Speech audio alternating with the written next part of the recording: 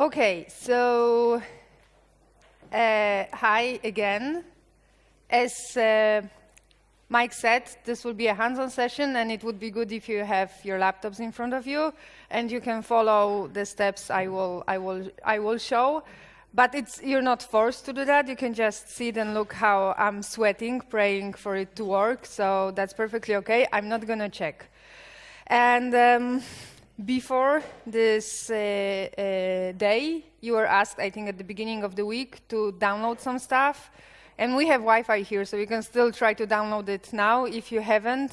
But imagine if we all now try to download hundreds of megabytes. It would be a trouble, so I hope at least some of you have it. The goal of this session is to give you some insight about how to start using configuration as code. And I'm going to use Docker and Docker Compose for that, but you're allowed to use Jenkins installed on your machine locally if you prefer it that way. For whatever reason, then you will just have to skip some of the steps. But I'm gonna assume that we're doing Docker setup. So we're gonna use and if you don't want to type everything manually, you can just go to the repository that I asked you to clone or fork in the mail, Ewelina Wilkosz /pragma Jenkins cask. And in this repository, there is a hands-on folder that contains README and a Jenkins YAML TMP file. That's the goal YAML. We will start with the very basic one, if my internet is working. Or maybe, let's do it that way.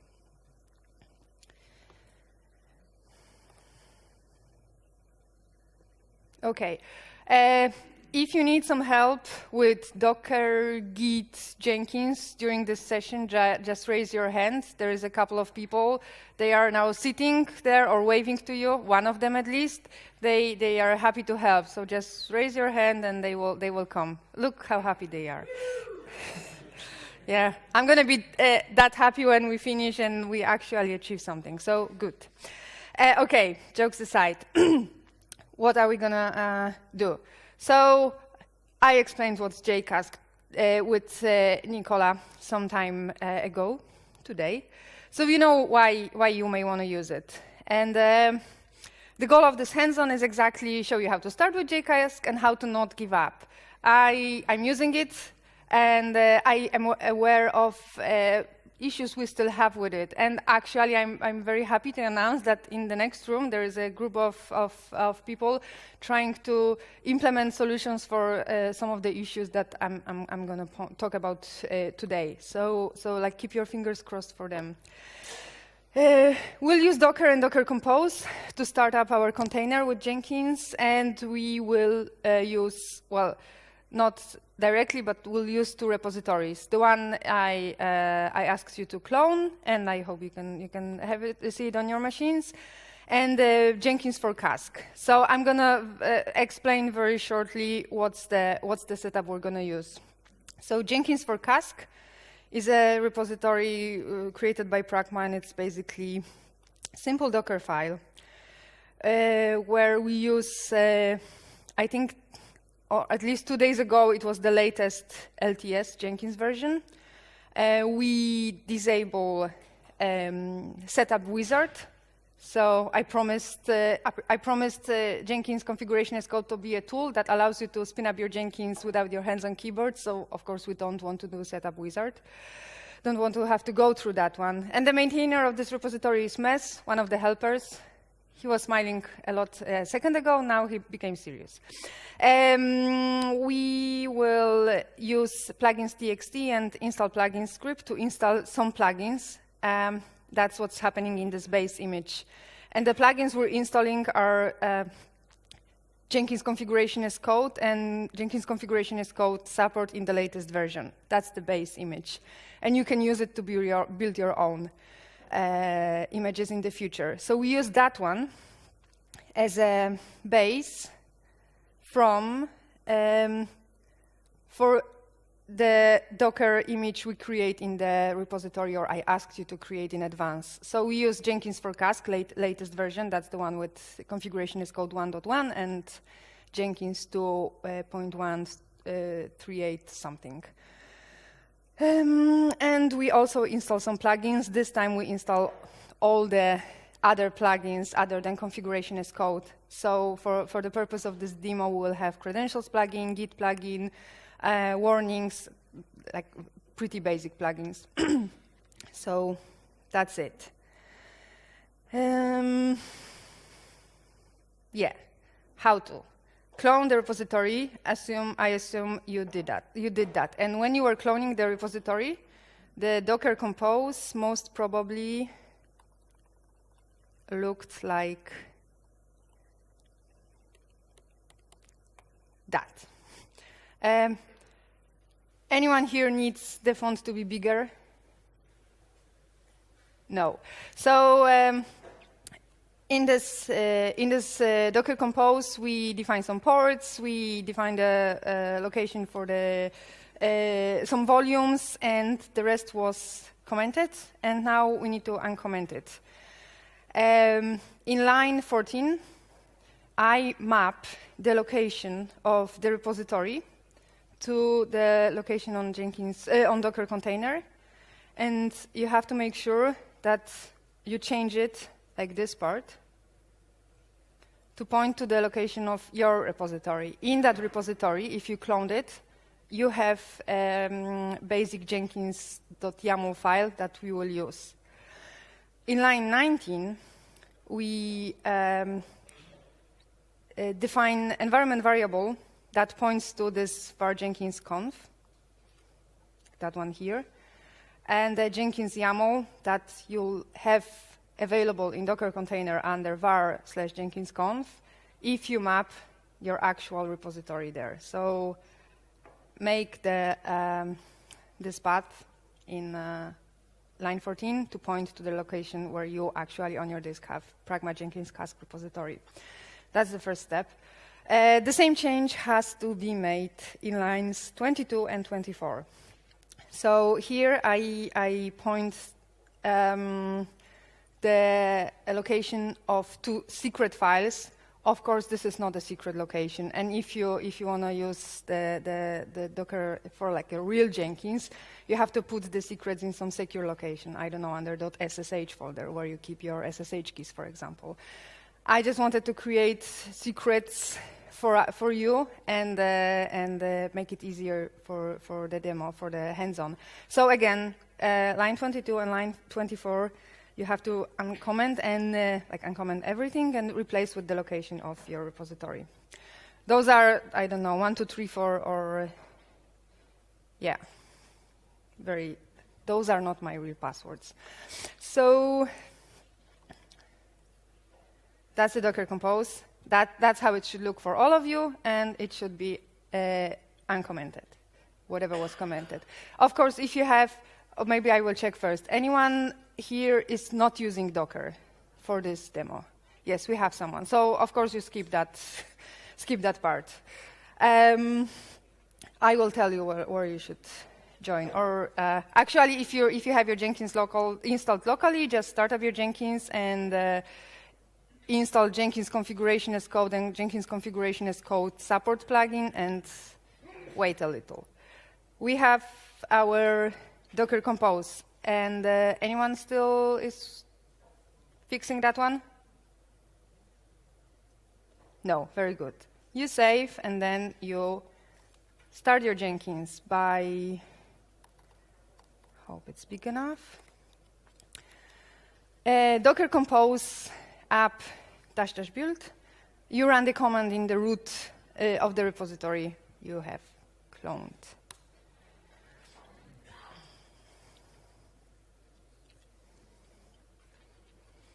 So if you went through the instruction I have sent, it should be very fast. If you didn't, then it will start downloading Docker images that are quite big, and it may take some time.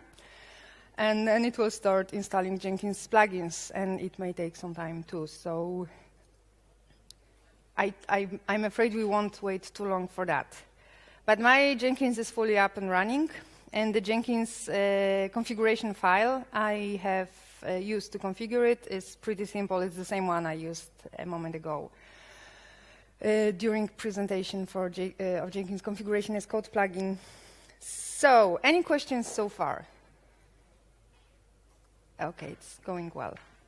So let's make the same change I did, just so you become familiar with the plugin. Let's change the system message, and I don't know, number of executors, and we save the file. We go to our Jenkins. That's the one.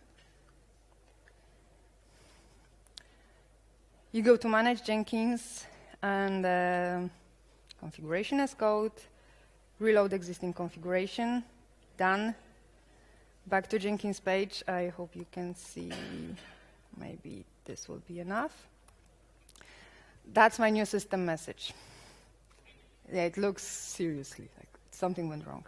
So that's a start, and I don't assume any of you is happy with Jenkins configured that way only. So let's follow the hands-on. Not secure at all, obviously. So let's start with creating a user. And to create that user, we're going to use this Docker secret, one of the Docker secrets that I have created. And I think, it's time for me to switch a moment for the non-Docker users. If you installed Jenkins, and if you installed Jenkins configuration as code and configuration as code plugin on your Jenkins, and you want to tell Jenkins where the configuration file is, you go to Manage Jenkins, configuration as code, and here is the place where you put the path to your Jenkins. And you can also use environment variables, but I haven't used Windows for years, and I literally don't know how to deal with environment variables. I'm sorry, I don't want to pretend I know.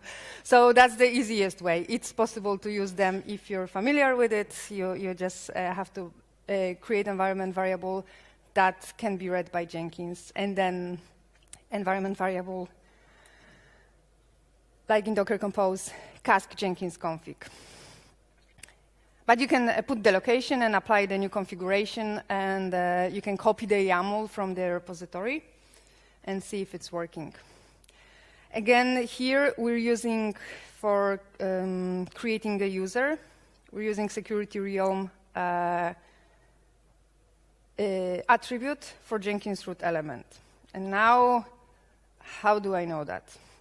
That's a tricky one. Actually, security realm is a tricky one. So when you add users, like Jenkins' own database, you go to security realm. If you do it in UI and you end up on the page where you create users, you can see the link is security realm, and this one is really tricky. It's not always that tricky, but for creating users in a local database, that's how it is. So we have this documentation that is automatically generated. And here I can just use look for security realm. So I have security realm, and I can see that it's under Jenkins root element. Currently, the structure of the documentation is pretty flat. So, for example, I think mailer is a good example. I have here mailer as a configurator. If you want to configure your mailer plugin with configuration as code, you will go to the documentation and you will look for mailer. That's the easiest thing to do. And you find it here.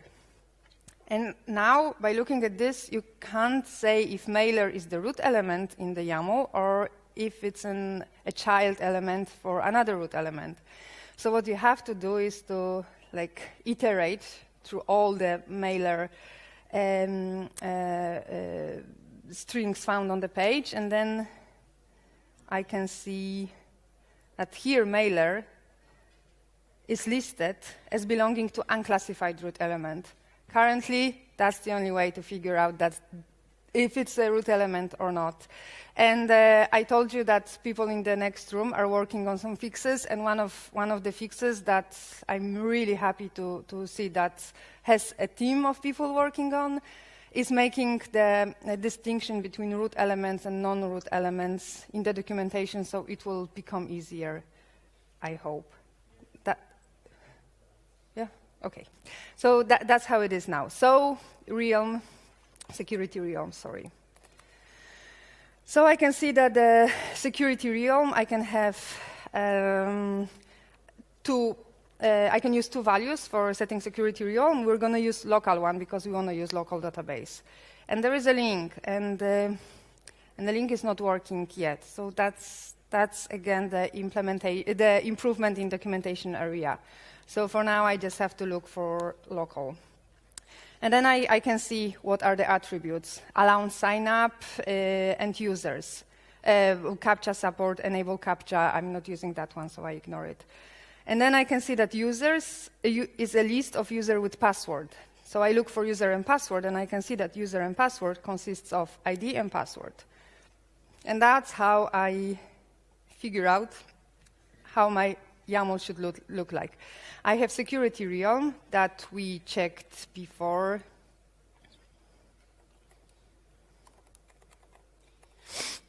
Belongs to Jenkins root element.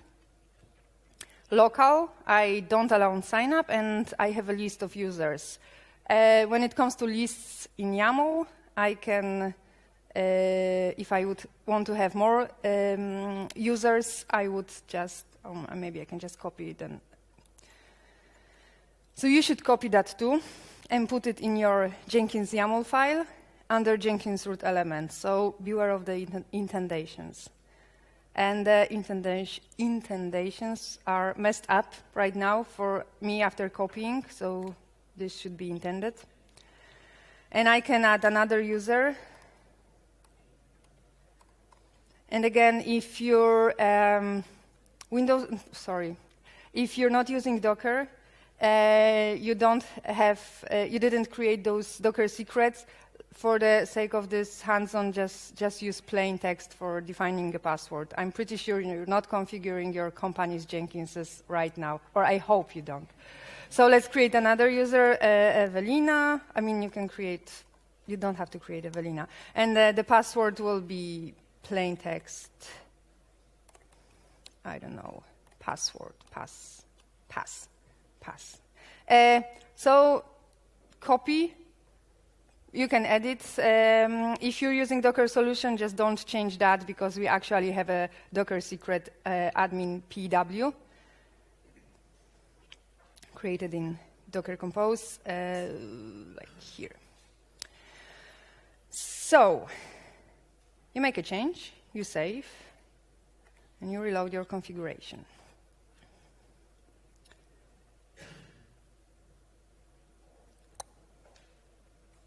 And it didn't fail, which is really good.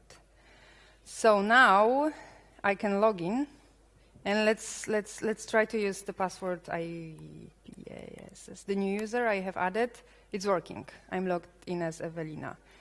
If you did not add any user and you just used the admin, there is like a demo admin user, and admin PW is admin. So we have a user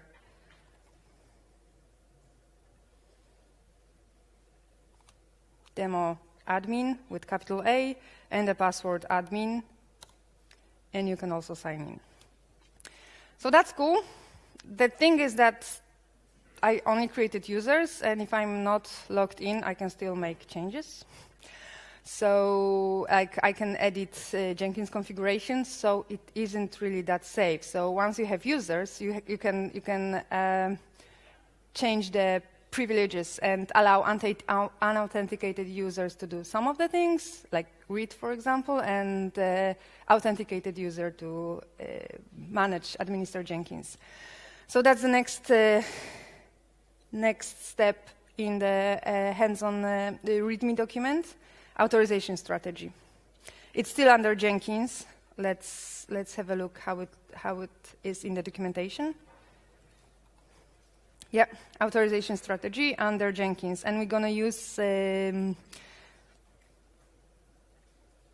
global matrix for that. That's the, like, we've installed the plugin via installs plugin sh. So authorization strategy, global matrix, and again we have to look for that, and it will be fixed at some point. Global matrix is a list of granted permissions, and granted permissions are in the string format.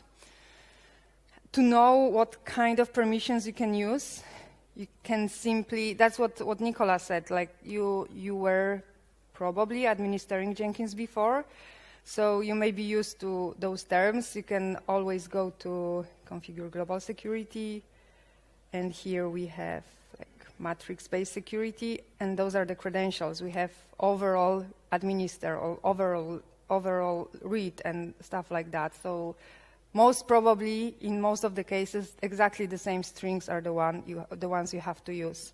So how you do it? Again, let's copy that one. Let's put it into Jenkins YAML.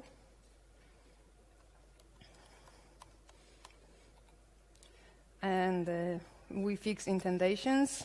So we grant the read permission for anonymous user overall, and administer overall permission for authenticated user. So you save.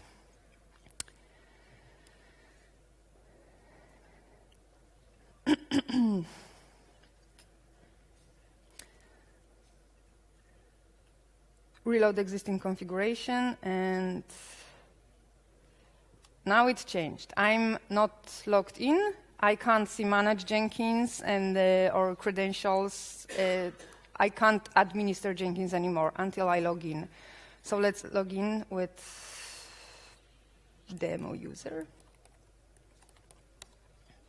and we get back all the other options.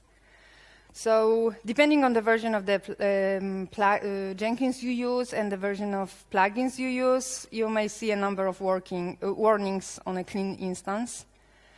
Jenkins root URL is empty, and agent to master security subsystem is off. CSRF issuer is causing trouble too. Those are things that you would most probably fix under global security, and we've got it covered in configuration as code too. With plugins, it's much easier to get the readable documentation. Unfortunately, with some parts coming from Jenkins core, we don't have the documentation generated well enough because it's complicated architecture. I don't want to go into details because I don't know them. Anyway, we will have some child elements for Jenkins configuration or security configuration that you won't find in the documentation. You just need to rely on information I'm passing you, for example. But we're aware of that, and in the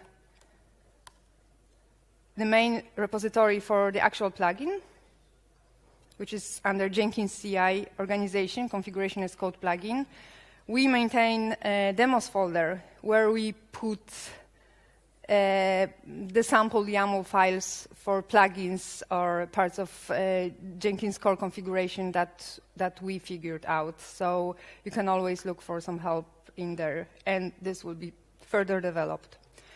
So the errors or warnings under Manage Jenkins subpage, 2 of them are solved by putting a crumb issuer and remoting security under Jenkins root element. So again, you just put that one in your Jenkins YAML, still under Jenkins root element, so make sure the indentation is right one. Well, this time indentation is not messed up. And one of them is disabling remoting CLI, and that one ends up under new root element security. So we introduce new root element. And we reload.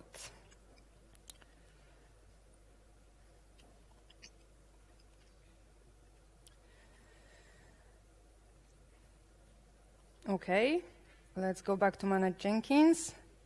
And some of the issues are gone. I did not configure Jenkins root element yet, but as you can see, like we can handle those things with Jenkins configuration as code too. So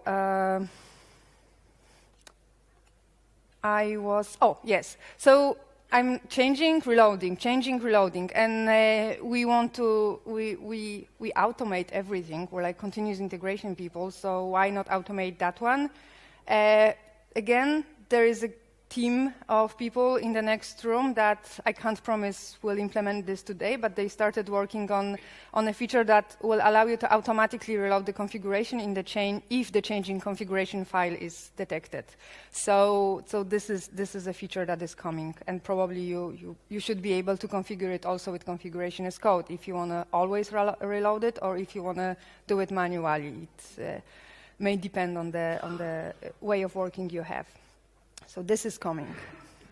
So let's try to fix this Jenkins location.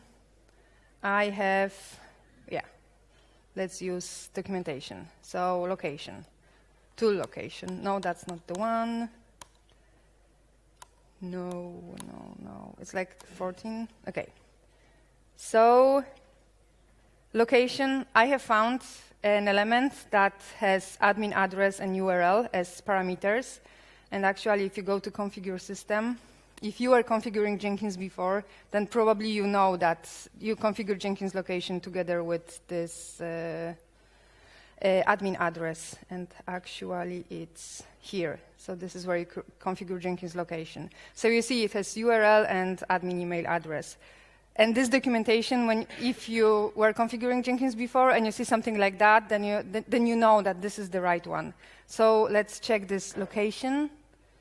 If it becomes to any root element, yes, it belongs to unclassified root element. So what I have to do is add here another root element, unclassified, and I put location.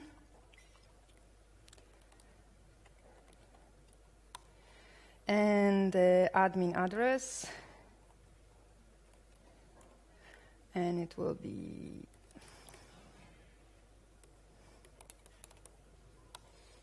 what? Well, no, thank you. And the URL, whatever. I have 127.70.0.1. I'm pretty sure you can put whatever here, as long as it's not localhost, it will not complain. I'm not sure how it is with 127. We'll see in a moment. So I made a change. You can simply copy the change, the part from point 9 in hands-on, and let's go and reload it. So I reload the existing configuration, and it fails. And it fails because I made a typo. And the thing is that the Jenkins didn't really crash. So I can go back to Jenkins and go back to manage Jenkins, and everything is the way it was before I applied this new configuration file, the one with the typo. It's like that because the configuration was not actually applied. We implemented a dry run feature that is always called before we apply the configuration. What we're missing is a nice, where is this? What did I do? I lost it. Okay. There was a stack trace. You remember that. We have a feature on our issue list.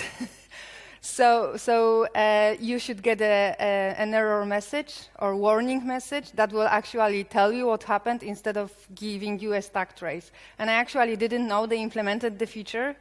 And I thought that my Jenkins was down. And I was restarting my container every time, and like, why can't you? Why did you say it's working when it's not working? But it's working, just giving you the stack trace. So I just want you to know, like, we didn't implement it yet. Don't freak out when you see a stack trace.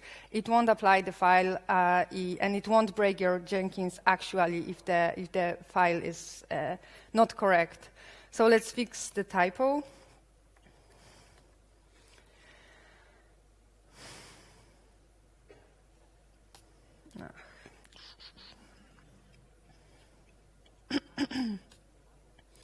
Reload configuration.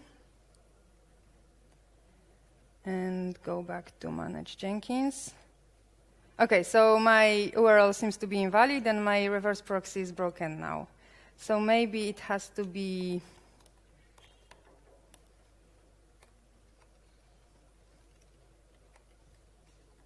let's try that one.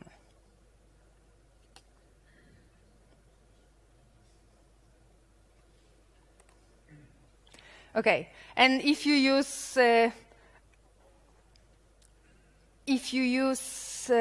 I access the Jenkins via localhost, and I put 127.0.0.1. That's why the reverse proxy error. If you yes.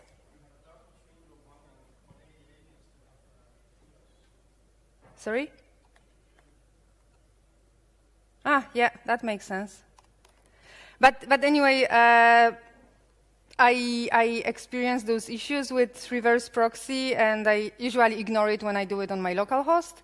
But when you use the some Jenkins somewhere, and you configure the address, the actual IP or URL, the reverse proxy issue should be gone. So you can ignore it when you do localhost. Once you have the actual valid data, I don't know, maybe if I put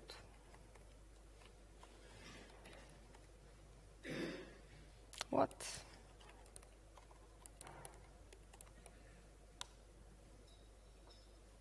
Yeah, now it's gone. So I access the page via the URL I actually put in the configuration instead of localhost. So that's it. I mean, I don't remember what time I'm supposed to finish. Anyone has an agenda somewhere? 45. Okay, so I have, okay, very good. I have more. It's not like I'm done. Don't worry.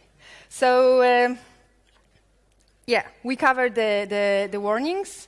Another thing, and that's also a tricky one. I'm focusing on the tricky scenarios, but also the ones that most of us will have to use. When we were presenting with Nicola, he mentioned that some of the plugins have pretty weird architecture. Some of them we can fix by adding some annotations. The weird architecture ones required some more complicated glue code or like rewriting the plugin. And it's not easy to force the maintainer to rewrite the plugin. So we developed this configuration is called support plugin. And one of the plugins we support in that way is credentials.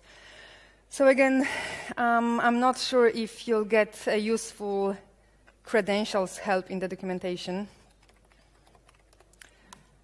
We have system credentials provider. Let's see where it's take us. We have domain credentials. Okay, it's actually not that bad. So you can go through the list of elements that you need to configure credentials.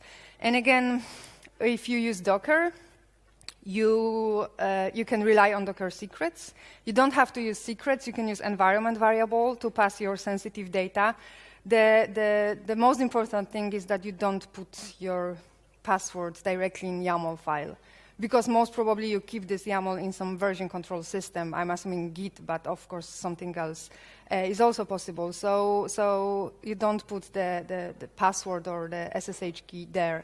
So you need to find a way to pass the sensitive data. And as far as I know, Docker secrets are commonly used, and credentials, environment variables too.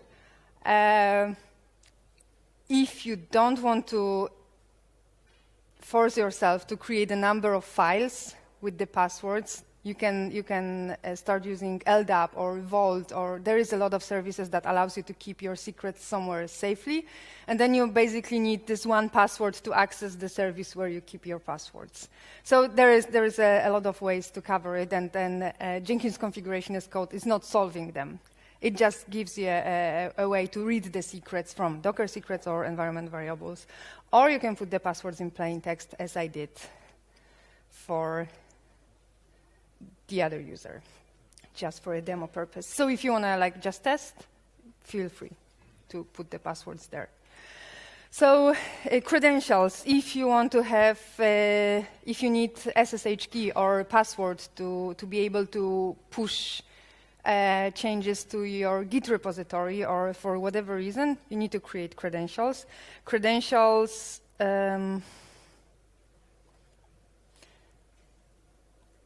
just a moment.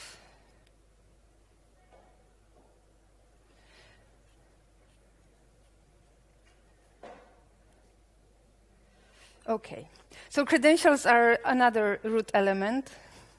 Again, just copy from the README file and put it here.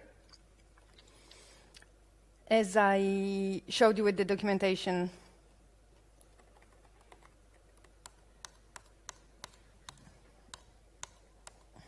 it's like only 27 results, so I will get there very soon.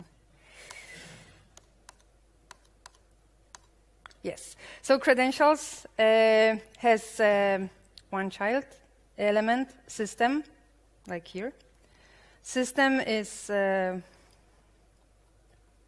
type of system credentials provider, so I find that one. It says domain credentials, so I put it here.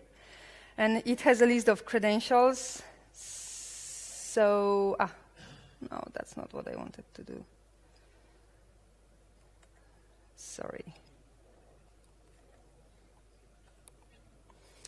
And domain credentials, that can be username, password, like the ones you can select from a drop-down list when you configure them manually in Jenkins. And we're using username, password, so I just search for username, password.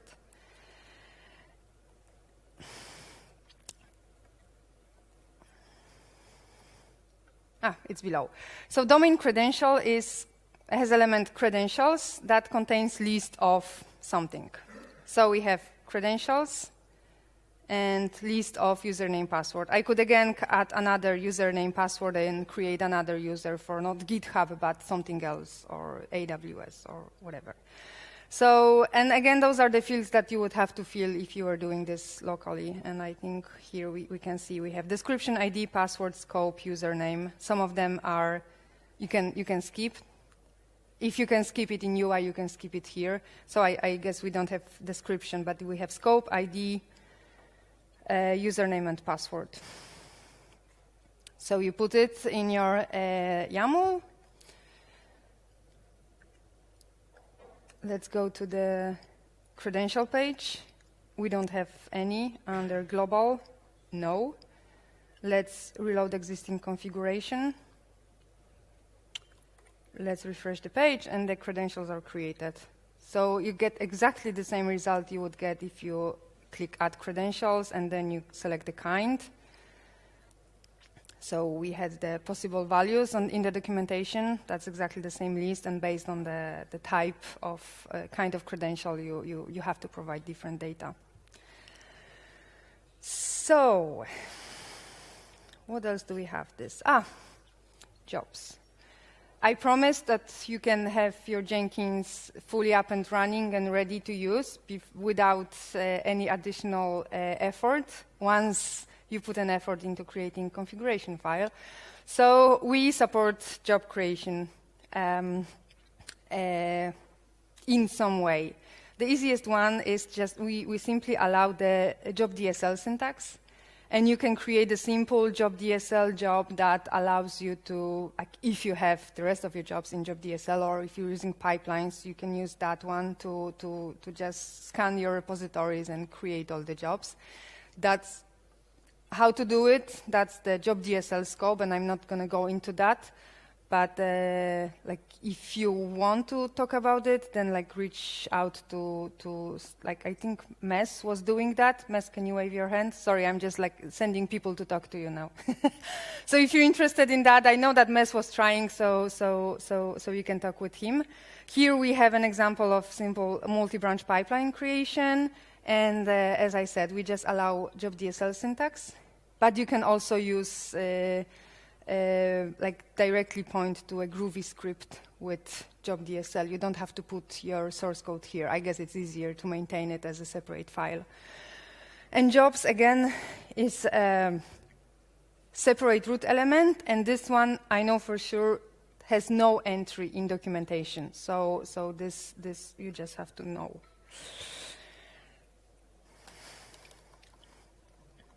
So let's just put it in the YAML file and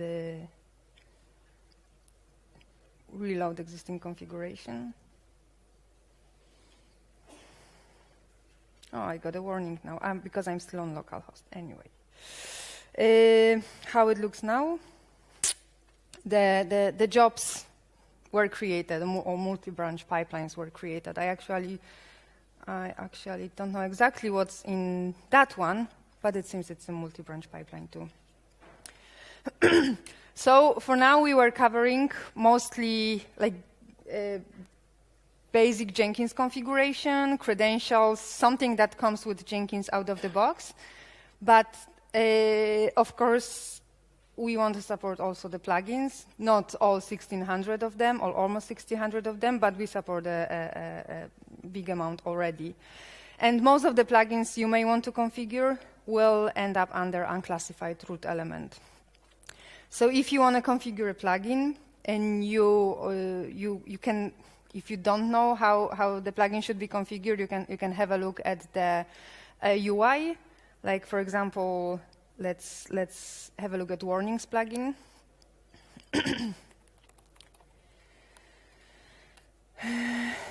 So when you define parsers, you can see you have trend report, name, regular expression, mapping script. If you were configuring warnings plugin before, you may know that. If you didn't, you should look here, and then you know what to look in the documentation for. So, I'm sorry. Here. So we had trend name. That is long.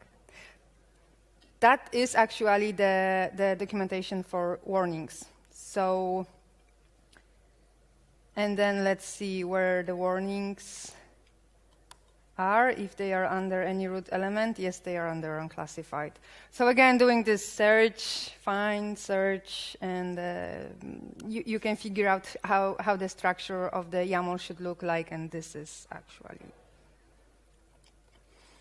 a ready example that should go under unclassified root element. So we put it under unclassified here.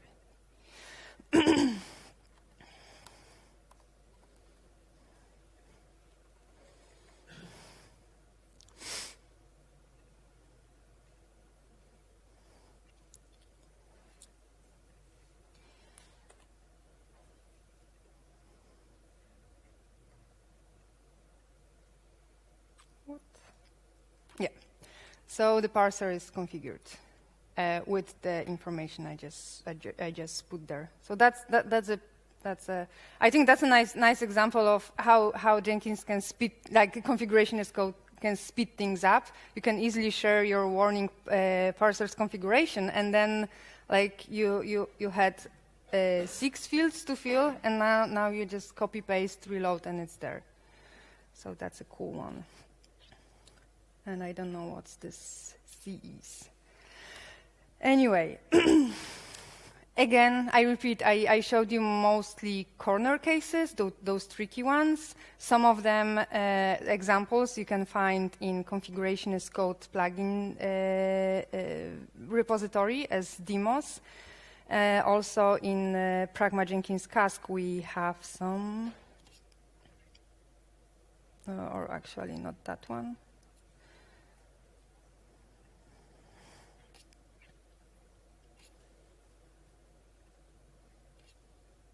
Yeah. So the repository I asked you to clone is actually a fork of an official one that is maintained by Mess. And in this official one, he also has some example for maybe even a little bit more things that I was configuring. So you can always have a look there.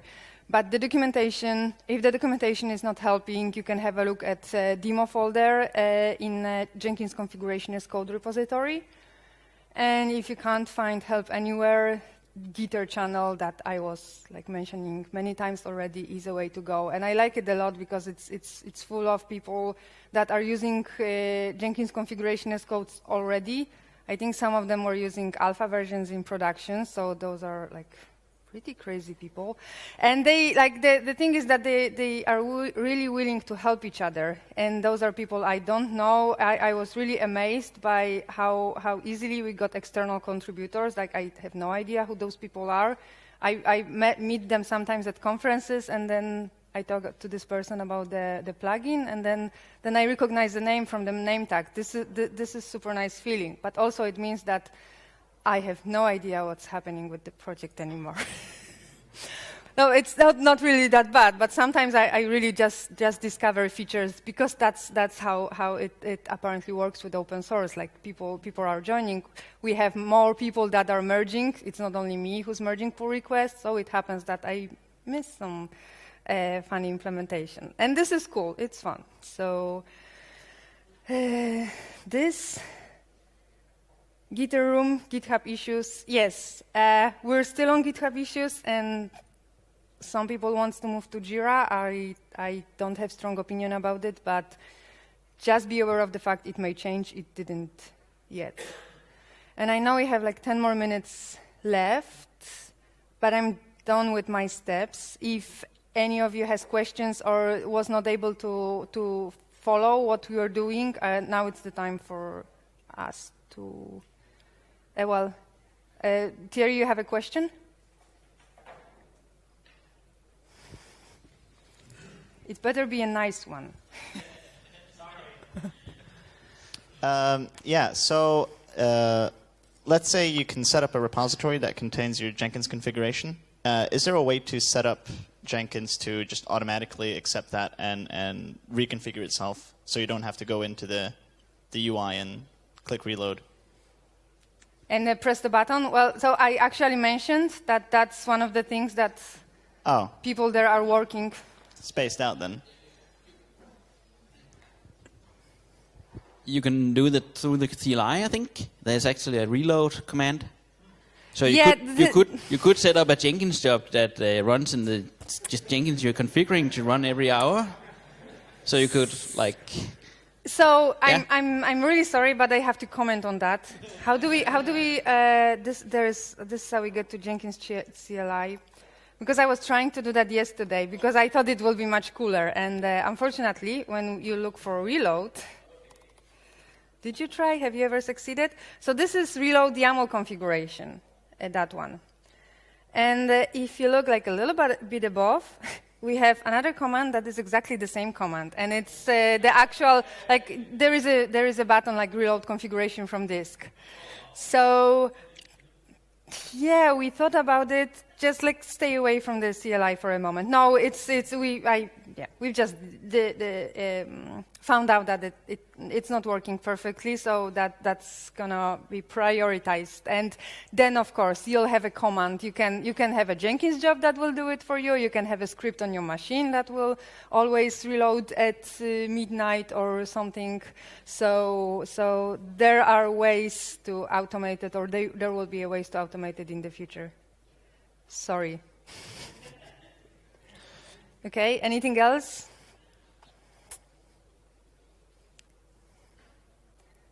Yes? I'm just thinking if we could, I saw that you mentioned jobs element as well. Does that mean all the jobs that we have in Jenkins, we can reload together with the Jenkins configuration? All the jobs that you have in some kind of script. If you have it in pipeline or if you have it in job DSL, then you can create them in new Jenkins. But if you have manually created jobs, then you can't move them from one Jenkins to another. I mean, I'm not sure if I get the question.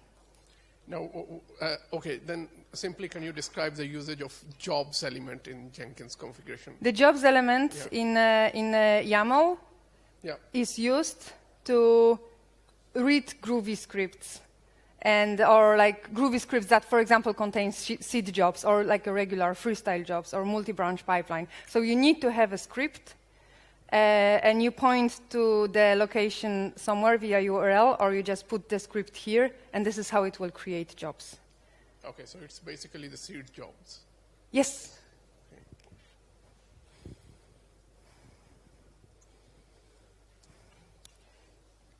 Okay, so I think we're allowed to finish 5 minutes earlier. Thank you so much for your attention, and again, you can just talk to me after the presentation if you prefer. So, thank you.